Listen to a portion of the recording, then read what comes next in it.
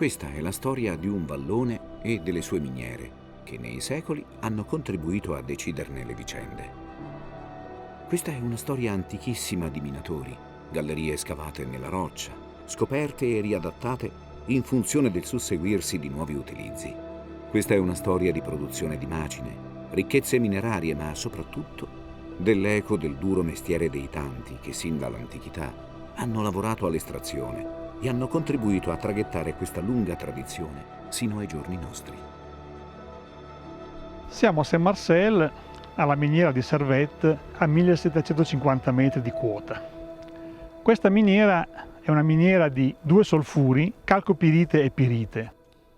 Sin dall'antichità è stata sfruttata per ricavare il rame dalla calcopirite e solo da fine 1800 per sfruttare la pirite per la produzione di zolfo e acido solforico. La storia di questa miniera è interessante perché è stata riscoperta nel 1732 in seguito a dei crolli che hanno liberato gli ingressi delle gallerie. Sin dalla sua riscoperta, la miniera non ha saputo tacere la sua importanza strategica e i suoi utilizzi più antichi, risalenti all'epoca dei Salassi. Nel Medioevo, poi, era utilizzata per l'estrazione di un importante materiale di uso comune, la pietra da macina. Nei secoli, le macine dismesse sono divenute veri e propri elementi strutturali delle abitazioni che ancora oggi punteggiano l'abitato di Saint-Marcel. Il valore economico e strategico del vallone di Saint-Marcel è ben simboleggiato da due piccole curiosità. La prima riguarda la presenza all'interno dei fogli del catasto napoleonico che non rappresentano l'intera Valle d'Aosta ma soltanto quei settori che vennero giudicati all'epoca più promettenti dal punto di vista militare o economico. Ecco, all'interno di queste carte esiste quella del vallone di Saint-Marcel.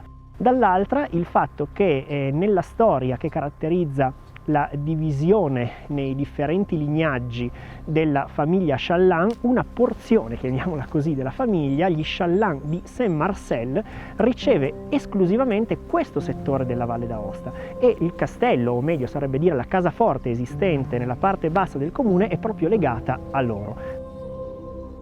Le vicissitudini del vallone e delle sue miniere sono legate a doppio filo alla periodica riscoperta del passato. Ancora nel 2012, lo scavo effettuato per la posa di alcune tubazioni ha messo in luce delle strutture che sono apparse subito di epoca romana. Fin dall'inizio, infatti, si era pensato che, visto che l'area da secoli frequentata per l'estrazione mineraria, per la lavorazione del metallo, anche questo contesto potesse essere collegato a questo tipo di attività. Gli scavi hanno permesso di capire che sì, certamente delle attività di estrazione mineraria avvenivano già in epoca romana, ma questo edificio ha delle caratteristiche più di tipo abitativo al momento, con pavimenti in cocciopesto e addirittura una piccola ambiente termale.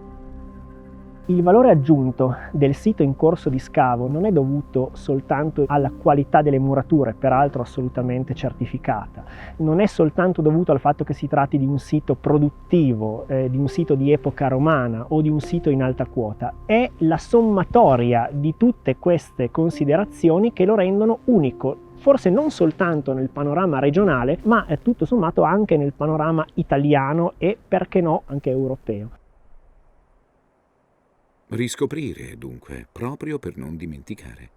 E grazie all'innovazione tecnologica, lo scavo, le sue fasi e i suoi rinvenimenti verranno restituiti ai visitatori che potranno conoscerlo e apprezzarlo proprio all'interno della casaforte di Saint-Marcel. È interessante come al giorno d'oggi chiaramente noi utilizziamo una serie di tecniche all'avanguardia per la restituzione, il rilievo e la fotografia, per cui grazie alla fotogrammetria, droni, scanner 3D siamo in grado di ricostruire sia la storia dello scavo sia di viaggiare in qualche modo all'interno dell'edificio che viene ricostruito secondo un modello molto fedele alla realtà.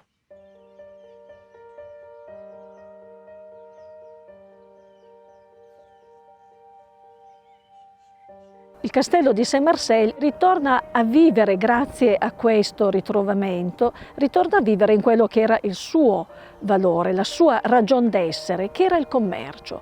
Non è più un commercio di pietra, non sarà più un commercio di minerali, sarà un commercio, tra virgolette, culturale, turistico, dove noi potremo vedere la meraviglia di questo territorio, il suo valore storico e quindi riportare in questo castello la vita economica come era nel suo massimo splendore.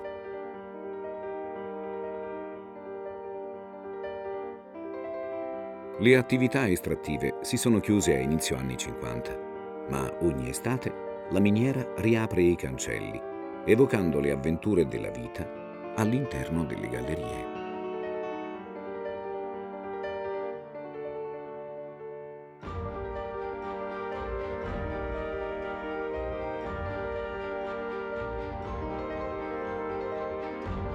Queste miniere sono state riaperte al pubblico 5 anni fa, dopo dei lavori di ristrutturazione e di messa in sicurezza. Noi organizziamo delle visite guidate per dei gruppi o singoli nel mese di agosto e in generale durante l'estate, alla scoperta di queste gallerie, alla scoperta di questo vallone, per scoprire come si viveva, come si lavorava e quanto dura fosse la vita dei minatori.